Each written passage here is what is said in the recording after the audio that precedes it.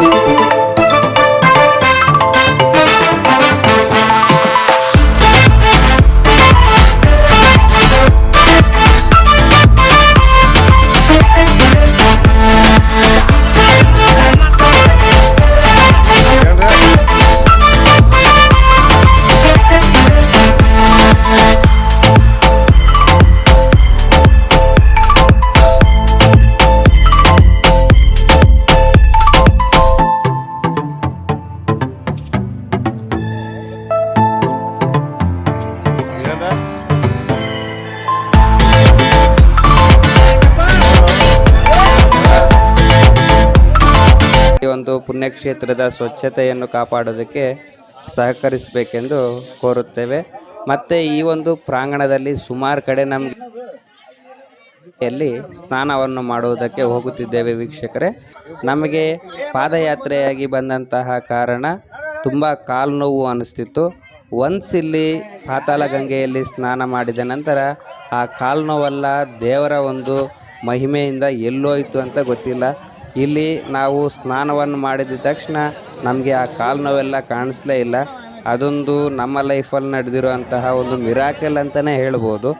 ತುಂಬ ಅಂದರೆ ತುಂಬ ಇದು ಮಹಿಮೆ ಇರುವಂತಹ ನದಿ ಅಂತ ನಾವು ಆವಾಗ 100% ನಾವು ಫಿಕ್ಸ್ ಆಗಿದ್ದೀವಿ.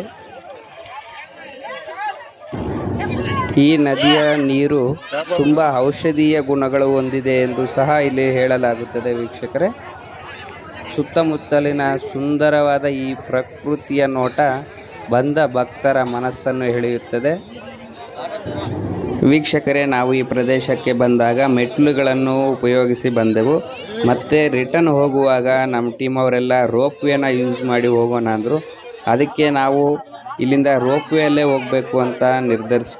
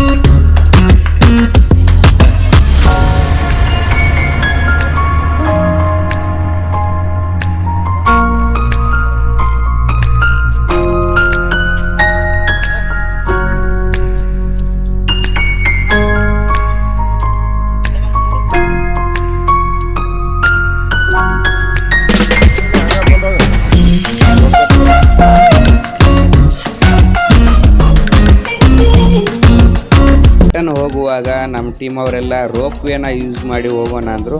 ಅದಕ್ಕೆ ನಾವು ಇಲ್ಲಿಂದ ರೋಪ್ ವೇಯಲ್ಲೇ ಹೋಗಬೇಕು ಅಂತ ನಿರ್ಧರಿಸಿಕೊಂಡು 3 ಜನನೂ ಈಗ ರೋಪ್ ವೇ ಕಡೆ ಹೋಗ್ತಾ ಇದ್ದೀವಿ. ದೇಶದ ಅತ್ಯುತ್ತಮ ರೋಪ್ ವೇಗಳಲ್ಲಿ ಒಂದಾದಂತಹ ಶ್ರೀಶೈಲಂ ರೋಪ್ ವೇ ಇದು. ಈ ಎಕ್ಸ್ಪೀರಿಯನ್ಸ್ ಕೂಡ ಹೇಗಿರುತ್ತೆ ನೋಡೋಣ ಬನ್ನಿ ಅಂತ ನಾವು 3 ಜನ ಈ ಒಂದು ದಾರಿಯಲ್ಲಿ ಹೋಗ್ತಾ ಇದ್ವಿ. ನೋಡೋಣ ಬನ್ನಿ ಯಾವ ರೀತಿ ಇರುತ್ತೆ ಅಂತ ಹೇಳ್ಬಿಟ್ಟು ತುಂಬ ಅಂದರೆ ತುಂಬ ಎಕ್ಸೈಟ್ಮೆಂಟಾಗಿ ಹೋದ್ವಿ. ಅದೇ ರೀತಿ ನಮಗೆ ತುಂಬ ಚೆನ್ನಾಗಿತ್ತು. ನೀವು ಕೂಡ ಶ್ರೀಶೈಲಂಗೆ ಬಂದಾಗ ಈ ಒಂದು ರೋಪ್ ವೇನ ಎಕ್ಸ್ಪೀರಿಯೆನ್ಸ್ ಒಂದ್ಕಿತ ಆದರೂ ಮಾಡಬೇಕು ಅಂತ ತಮ್ಮಲ್ಲಿ ಕೋರುತ್ತೇನೆ ವೀಕ್ಷಕರೇ. ತುಂಬ ಕಷ್ಟಕರದಿಂದ ನಡೆಯುತ್ತಿದ್ದಂತಹ ನಮ್ಮ ಟೀಮವರು ಇಲ್ಲಿ ಪಾತಾಳ ಗಂಗೆಯಲ್ಲಿ ಸ್ನಾನವನ್ನು ಮಾಡಿದ್ಮೇಲೆ ತುಂಬ ಹುಷಾರಾಗಿ ಹೋಗೋದು ಸ್ಟಾರ್ಟ್ ಮಾಡಿದ್ರು. ಯಾಕಂದರೆ ಆ ದೇವರ ಒಂದು ಮಹಿಮೆ ಆ ರೀತಿ ಇರುತ್ತೆ. ನಾವಿಲ್ಲಿ ಟಿಕೆಟ್ ತಗೊಂಡು ಆ್ಯಕ್ಚುಲಿ ಮೇಲೆಗೆ ಹೋಗಬೇಕಾಗುತ್ತೆ. ನಮಗೆ ಫರ್ ಹೆಡ್ ಟಿಕೆಟ್ ಬಂದ್ಬಿಟ್ಟು 60 ರೂಪೀಸು. 3 ಜನಕ್ಕೆ 180 ರೂಪೀಸ್ ತಗೊಂಡ್ರು. ರೋಪ್ವೇಯಲ್ಲಿ ಹೋಗ್ತಾ ಇದ್ದೀವಿ.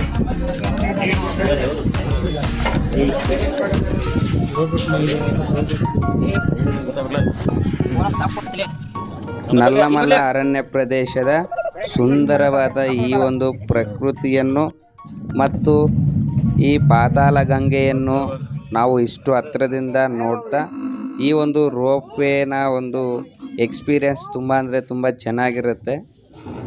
ಈ ರೋಪ್ ವೇದಲ್ಲಿ 2 ಲೈನ್ಸ್ ಇರುತ್ತೆ. ಒಂದು ಲೈನು ಮೇಲೆ ಹೋಗ್ತಿದ್ರೆ ಇನ್ನೊಂದು ಲೈನು ಕೆಳಗಡೆ ಬರ್ತಾ ಇರುತ್ತೆ. ಈ ಒಂದು ರೋಪ್ ವೇಲಿ ಅಲ್ಲಿ ಬರ್ತಿದೆ ನೋಡಿ, ಇದೇ ಒಂದು ರೋಪ್ ವೇ ಲೈನು. ಈ ಕಡೆ ಬರ್ತಾ ಇರುವಂತಹ ಒಂದು ರೋಪ್ ವೇ ಲೈನಲ್ಲಿ ನಾವು ಈಗ ಮೇಲೆ ಹೋಗ್ತೀವಿ.